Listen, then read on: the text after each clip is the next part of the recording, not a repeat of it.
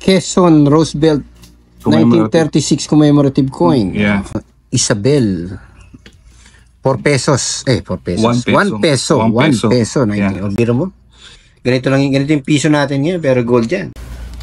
Accordion error na tinatawag. So meron tayong Canadian dollar. Canadian dollars, yeah. Ayan, silver yan. Silver. So ang tanong, sir, magkano yung mga yan? Actually, wala akong alam sa presyo. So, if the price is reasonable, I will accept it. If the price is in Decada, the price is always reasonable. Yeah. Ako po si Angelo Bernardo. Welcome sa Decada Collectible Show, Season 2. Bili, benta, appraisal, kwentuhan at pasyal. Coins, paper money, vinyl records, collectibles, memorabilia at antiques. Di lang pang pawn stars at pang pickers, pang appraisals at auction services pa. Tara, kwentuhan tayo. Sir, pasok po, sir. Thank you. Yan, thank you. Good afternoon, Sir Angelo. Good afternoon po, sir. Yeah. I like this. Ano po atin, sir? Ito, may pakikita ko sa'yo. Baka magustuhan niya. Ano yan, sir? Ano pa lang pangalan niyo muna at taga saan kayo? Ako ay si Sam Sabandal. From Canada. I've been here for 24 years already. Yeah. Nasa Canada na kayo for 24 years. Yeah, naka-base na ako doon. Pupo kayo, sir. Sige, salamat. Naka-base na kayo sa Canada, tapos umuwi lang kayo dito. Yeah, dahil yung isang uncle ko, birthday niya, 95 birthday. So, nag-get together kami magkakapatid, umuwi. Yun lang. Babalik din ako sa 8. Sa 8? August 8. Yeah. Sa August 8? Yeah. Okay. Sige, buti nakapunta na rin kayo dito. Yeah. Ito, may pakita. So ano yan, sir? Ano yung mga... Ito mga old coins namin. Iba galing sa mother ko. I want you to assess it. Okay. So ano ba ito? Bibenta niya o papa-appraise niyo lang? Ipabenta ko na rin. Bibenta niya dito na rin ako. Okay. So ito is Quezon Roosevelt 1936 commemorative coin. Yeah. Ayan. Familiar ba kayo sa coin na to, sir? Hindi naman. Saan nyo nakuha to, sir? Doon sa Canada? Hindi. Actually, sa mother ko yan. Sa mother nyo? Oo, sa mother ko. Namatay siya noong 2020. Binigay sa akin yan. Kasama ng konting some things na Saka isang gold coin na... Meron din kayong dalang gold coin? Yeah. Isabel.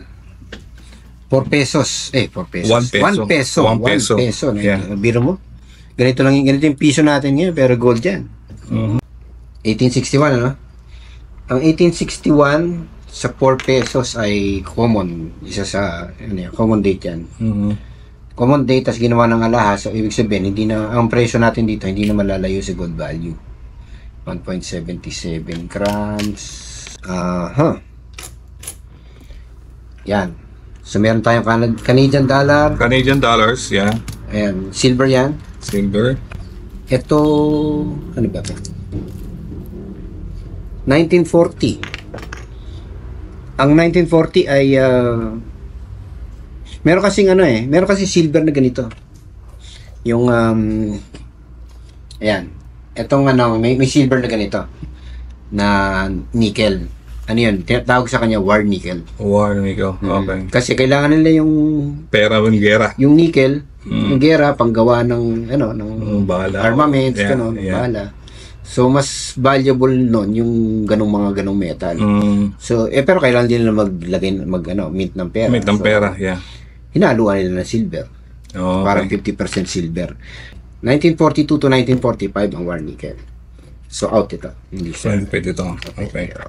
Ito silver, more than dollar. So, ang tanong, sir, magkano yung mga yan? Actually, wala akong alam sa presyo. So, if the price is reasonable, I will accept it. If the price is in Decada, the price is always reasonable. Yeah. Reasonable to me, or reasonable to him? Both of us. And reasonable for both of us. Okay. Sige, para wala nang isip-isip. Kunin ko na lang lahat ng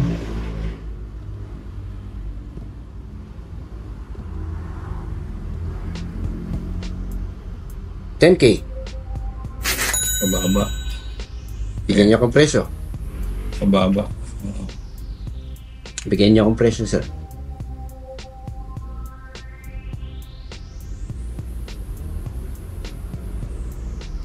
Let's say 40. 40! Mataas. Mataas. Tingnan ko lang, sir, yung condition nito. So, ito ay tingnan natin kung salvage. Sabagay, hindi naman to salvage, ano? Hindi. Actually, namahanap pa yan ng mother ko sa lola ko eh.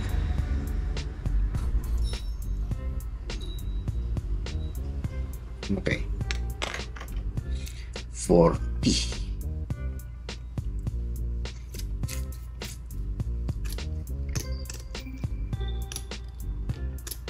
Pwede ba natin i-breakdown to, sir? Sige, sige. Subukan mong ano.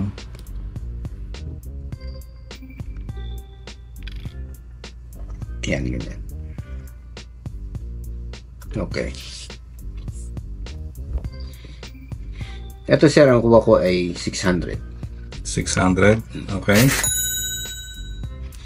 Ito ang kuha ko ay 100. Okay. Canada dollar. Kung 80% silver ito. 6 times 12 grams yung silver. Siguro ang kuha ko nito ay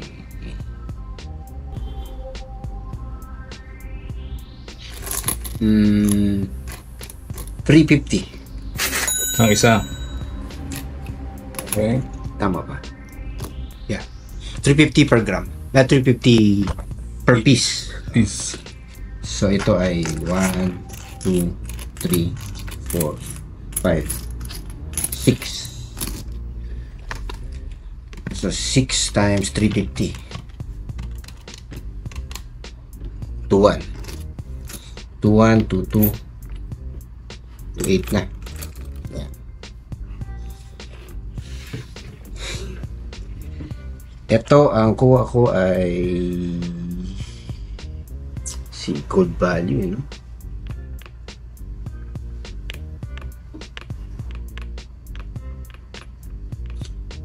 Ang purity nito ay 22. Di ba 875? No, 22 carats yan eh. 22K ba to? Oo. Sa kayo sa Canada, sir? Sa North York, sa Toronto rin. Toronto. Mag-anak ko doon, nasa Calgary. Malamig doon. Lamig ka doon. Bagay, malamig na rin sa amin. Tama naman yung timbang.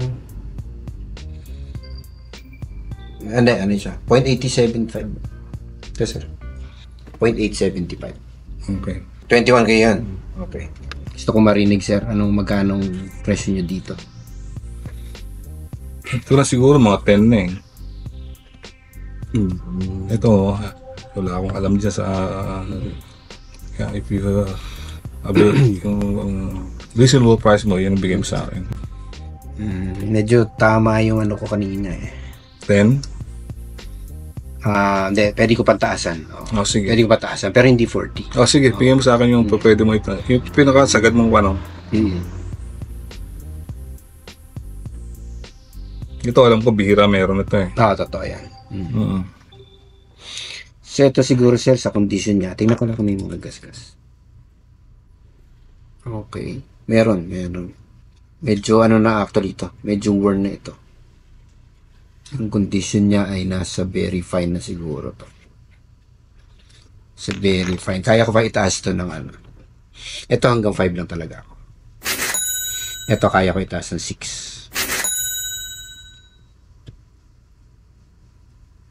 11 plus to. 11 plus 11 plus 2, 8. That's 11,000. Oops. 11 plus 2, 8. 13,800. sarado mo ng 15. 14, sir.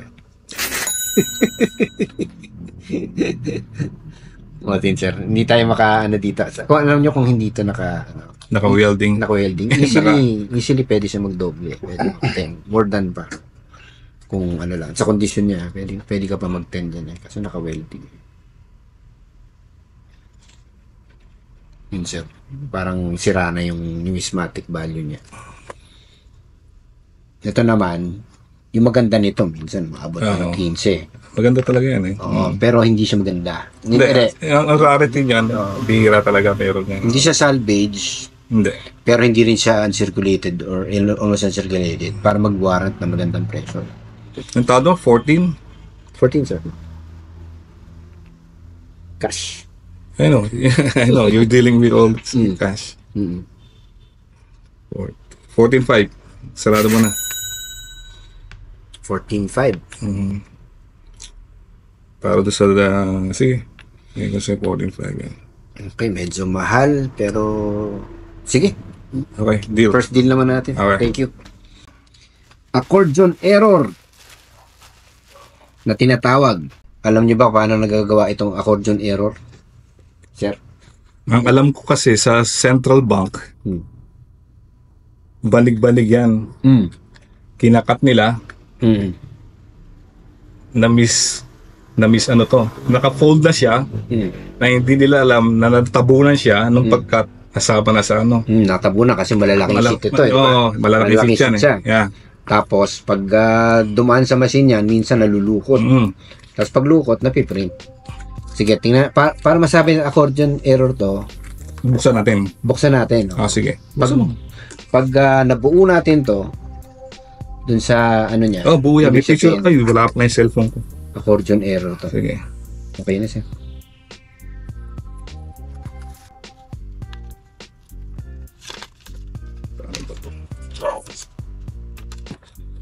Ako na siya. Sige ko na. Pas ano ka dyan. Pati yung tupi niyan yung sanga niyan nakatago eh. So mukhang napunit sa dahil sa nasa wallet ng mother ko nung binigay niya sa akin yan. Sige. Lagyan natin ng konting gloves. Kasi ang kamay natin ay merong acidic. Sweat. Nag-handle tayo ng paper money. Okay. Ayan. Ayan, tapos tutupi mo yung taas. Ayan, okay. So, ito ay nakatupi rin ito dapat. Kasi kinat to eh. May tupi ito dapat. Ayan, galing nyo. Parang jigsaw puzzle, di ba? Yan ang hindi pa napipigure out. Ayun. Okay. Tapos may ganyan. And then. Ang daming angles, no? Ayan. Okay. Ayan. Dapat mabuo mo siya. May konti na lang. Di ba, figure out ko na lang yan. Mukhang legit naman na accordion error. Yan, panahon ni Cory Aquino. Oo, firma ni Cory, no? Tsaka si Fernandez, yung Governor General ng Central Bank. Oo, ni Jobo Fernandez. Panahon pa ni Marcos to, hold over ni Marcos ito. Noong 1986. So, sir, magkano gusto niyo dito? Same thing. Name my price. Name my price? Yeah, name your assessment and I'll figure it out. Magkano na ba yung mga accordion errors ngayon? Ito, deep pangkaraniwan to dahil ang daming fold. Ano naman yan, typical naman sa accordion errors yan. Hindi siya, no two errors are alike sa accordion error. Bihira nga siya, I agree. Ang ano ko lang sa kanya, masabi ko lang sa kanya is nag-circulate siya. Yeah, nakuha sa bangko. Nung araw kasi wala pang ATM. Oo. Nung winidraw niya, naka-bundle. Pagbukas ng 5,000, nagbito siya ng 5,000, nakasama yan sa ilalim. Okay. Yan, sa eBay, merong accordion error na 50 pesos. Ayan, ganyan siya. Binibenta niya 3,250. Kaya mababa. Yan ang benta niya. Sir, siguro sa ano niya, given yung condition niya, ang kaya kong ibigay sa inyo para dito is ano lang, hanggang 1.5. Masyado mababa. Okay. Ayan. Sige. Hindi ko na Hindi mabibenta. Oh. Okay lang, sir. So, dito na lang tayo sa coins. sige. Okay. Okay. Sige po, maraming salamat. Yeah, nakapag-negotiate ako kay Boss Angelo and I sell my old coins and okay naman ang deal. Fair enough for me. Thank you very much, sir. Mukhang nadali ako dito hindi to silver Ano lang nickel lang Oh? Nickel Patay. Ano ba yan?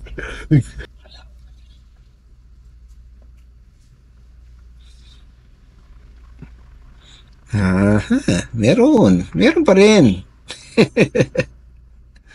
50%. Yan, isa. Hindi pala silver to. Puro nickel. Patay tayo dito. Binili ko ng 350 isa, puro nickel. Ngayon, bebenta ko lang siya ng 100. Lugi negosyo.